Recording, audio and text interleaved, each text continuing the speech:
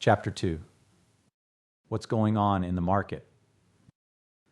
We'll start this chapter by taking a time machine back to the business world of the past.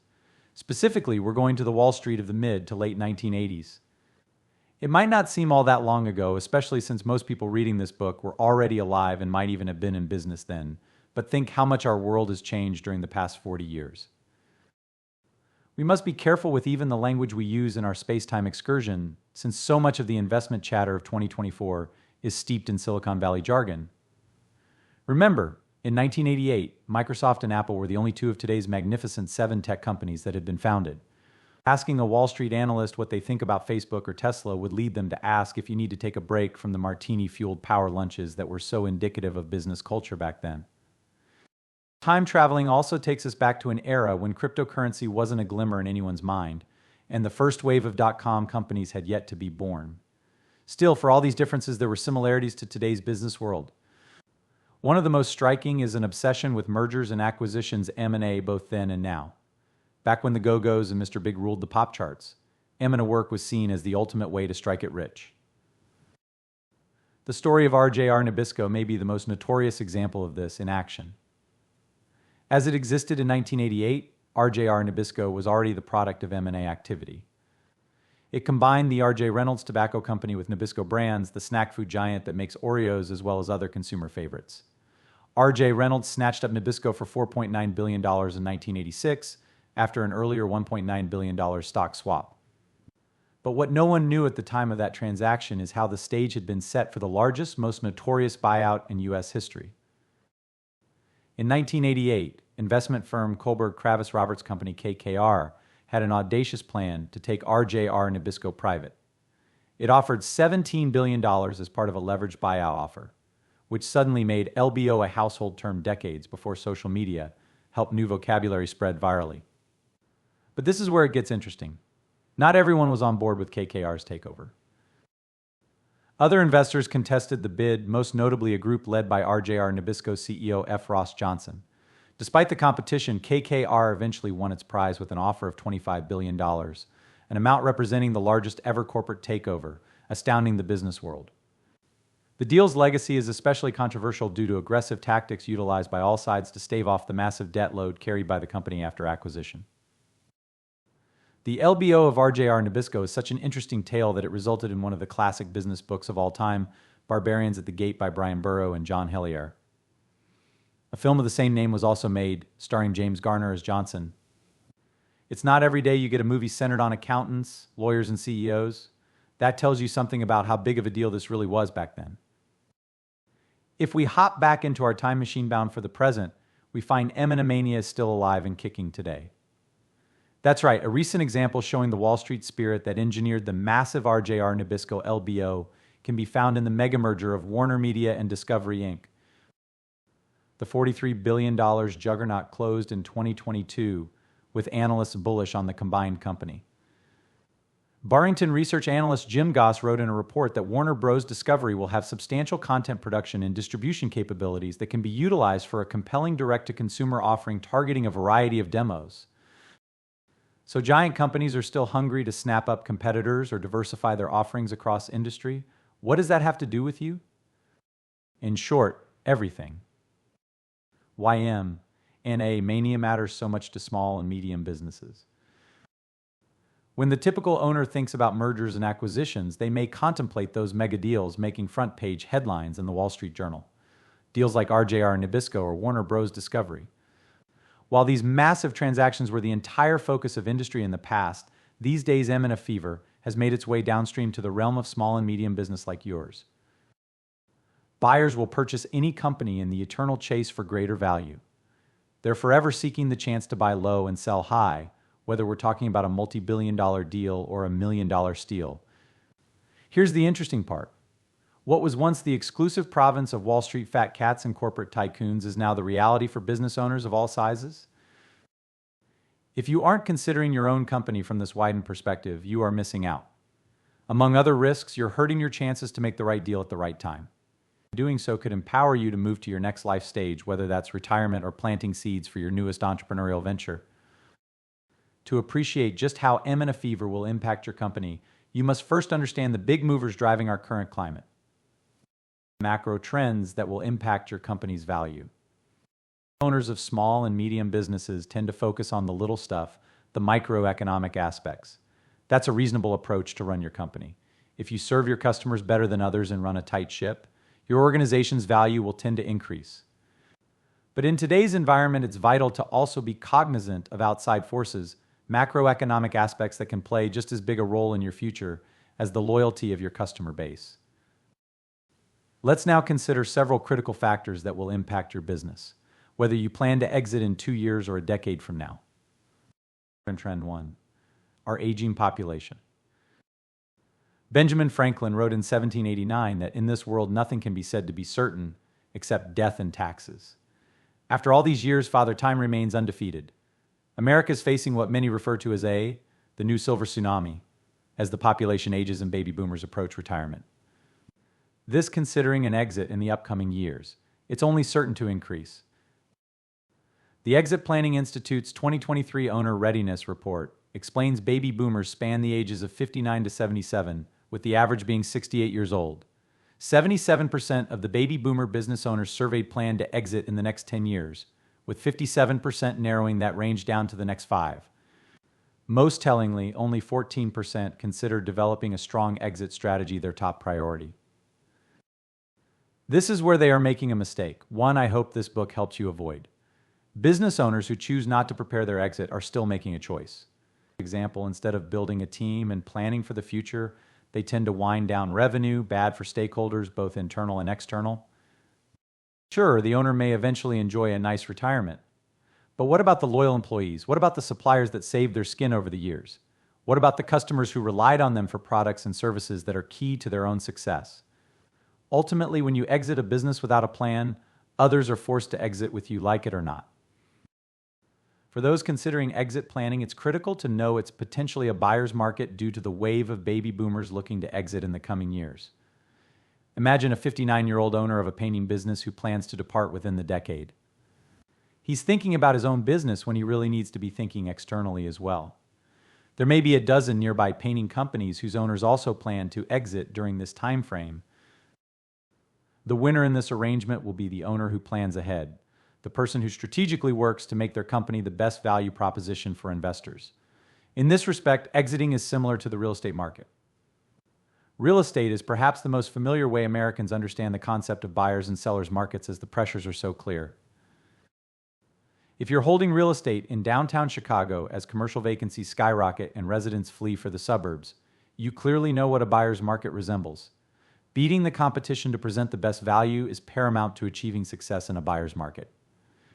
This runs contrary to the seller's market enjoyed by Chicago's collar counties. Here, bidding wars for fresh listings break out as soon as a property hits the market. Your business is no different. Aging owners means competition to sell, resulting in the need to present the best value to buyers. 2. AI and automation. It seems impossible to go a day without the business press flooding us with news about the near-term future of AI in the economy. Roughly half of these types of articles are positive about artificial intelligence and its market impact. The other half are negative, filled with scary implications. Which half is right? They both are, especially when it comes to your value. On the pro side, tech is the great democratizing force of modern business. It drives innovation at companies large and small, and has an even more important effect for small and medium businesses. It drives efficiency. AI helps you knock out routine tasks faster, which makes you more productive. The Magnificent Seven are all focused on AI for good reason. The emerging technologies and productivity boom it will inspire has the potential to add multiple zeros at the end of their already massive market cap figures. From the positive perspective, AI is like the World Wide Web. Companies that did not adapt to the internet age withered and died. Likewise, today's companies that adapt to AI will improve their EBITDA. If their product can be completed in half the time, the chance to boost revenues, margins, and profits often follows. But there is also a con side to AI. Imagine a video business that charged $10,000 to $100,000 for a project just a few short years ago. These days, you can make very convincing content with no equipment or expertise at all. Simply turn to a text-to-video app and let AI do its magic. Clearly, this represents a competition danger. Only so many businesses will survive to be bought up. That video company must innovate new ways to provide value and stay relevant, or all of a sudden it will no longer be the pretty girl at the dance. The goal is to have your company's engine as the one that stands out no matter what economic, industry, or political cycle we are in. Beyond this, AI brings unpredictability into the mix. AI is a cultural juggernaut with the potential to change reality as we know it. That means what worked in your business in the past and even today may not be applicable in the market in just 2 or 3 years. Planning for a decade from now can be daunting when you see just how much AI has impacted things in a single year. And trend 3, the cash superstorm. Record levels of cash dominate corporate balance sheets and private equity firms that must be deployed. Why? Investors aren't impressed by or willing to pay fat commissions for low returns for cash held by investment firms. There is a major disconnect between demand for investable businesses and the supply of companies that can transform cash holdings into big wins. Whether we're talking about Home Depot or an exclusive private equity fund, there are almost incomprehensible levels of cash sitting on the sidelines. No matter what kind of liquid investment this cash is held in, there is only so much return on cash itself, not enough to inspire investors to pour more money into generating fees and commissions. That's not wealth building, and wealth building via value creation is the name of the game. So how do these companies and investors sitting on giant piles of cash build more wealth? The best way to accomplish their goals is in the private capital markets. Here, returns on invested capital regularly reach 50% to 75%. I call this the cash superstorm. Just as a weather superstorm involves multiple fronts coming together, the cash superstorm combines this huge need for investable businesses with the coming wave of owner retirements. This superstorm makes the purchase of salable companies quite enticing to private equity and corporate investors, but they won't be buying any old business. To capitalize on this superstorm, your business must be presented correctly. Yes, buyers will be motivated to make offers, but only if your business comes across in the right light. It is your responsibility to be in the best possible position to enjoy the fruits of any cash superstorm, probably the only major storm you actually want to hit you dead center. And 4, interest rate trends. Stories speculating on what the Federal Reserve will do with interest rates are almost as common as AI fare in today's business press. Since 2008, we have enjoyed extremely low interest rates, but they have shot up over the past several years. This has a direct impact on your company's value.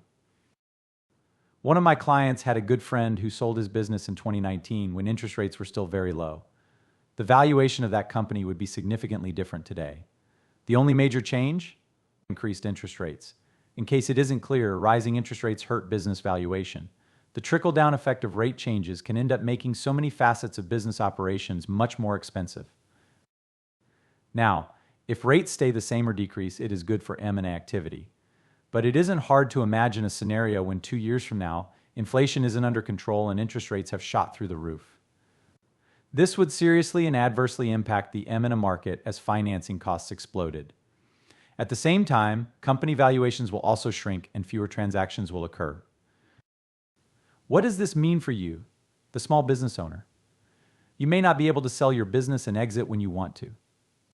And 5, the COVID phenomenon. 2020 seems like a lifetime ago, but think about what happened when many states entered COVID lockdowns. Many baby boomers retired. They seized the moment to cash out earlier than many of them wanted to. It may make sense post-COVID for others to follow in their footsteps, cashing out instead of waiting for more money that might not materialize. Of course, COVID didn't occur in a vacuum. There seems to be a major event every decade that turns the business world on its head, much like the dot-com bust, the 2008 financial crisis, and the coronavirus outbreak and disastrous lockdowns that followed. Owning a business can be likened to a game of musical chairs. You need to recognize when the music has stopped and act immediately, or you'll be the one left with nowhere to sit down. As the COVID situation unfolded, those that were wise and prepared recognized the necessity of getting out early to retire or move on to their next challenge. In retrospect, many of these sales were enabled by low interest rates, which is certainly no longer the case. Conclusion: there is no perfect time. Young couples almost universally talk about having children at the perfect time that usually means they don't want to start their families until their lives feel stable due to having good jobs, a nest egg saved up, and/or a secure living situation. Despite an intense desire to wait for the perfect time, many if not most parents have their kids at a time they wouldn't consider perfect. In fact, learning about a pregnancy can be extremely difficult in the midst of trying circumstances. And yet every parent will tell you their children are the best things in our lives. Selling a business can feel the same way. It makes sense, doesn't it? Most business owners feel like their company is their baby, just like flesh and blood children. This leads owners to stall a sale, waiting for a perfect time that may be little more than wishful thinking. Owners can often delay a sale thinking they can achieve a higher sales price if conditions shift slightly in the future. Or they simply want to be that pretty girl at the dance that has suitors falling over themselves. The problem with this attitude is that the trends we've just discussed complicate everything about selling your business. Whether it's the emergence of AI or other factors we can't accurately predict, there is no perfect time to sell. Actually, I take that back. The perfect time to sell your business is when it's absolutely humming. This is also when owners are least interested in selling. Somehow, the adage buy low, sell high slips their mind during exit planning. The best course of action for business owners in light of today's market and the macroeconomic trends impacting M&A is to get over the inertia and begin planning with the Sofer Advisors team of experts. Anyone who regularly hits the gym can tell you the heaviest weight is the front door. Exit planning is no different. Once you get going with the results of your initial valuation, everything becomes easier. Plus, the future isn't so murky. Like getting on the treadmill, that first step is the most difficult. After a while, you wonder what took you so long to start. Likewise, a valuation and a plan to achieve the exit that works best for you, your family, and other stakeholders will make you wonder why you didn't begin planning years, if not decades ago. If only you really did have that time machine. In our next chapter, we'll explore what a roadmap for success looks like for small and medium business owners ready to heed this chapter's warning.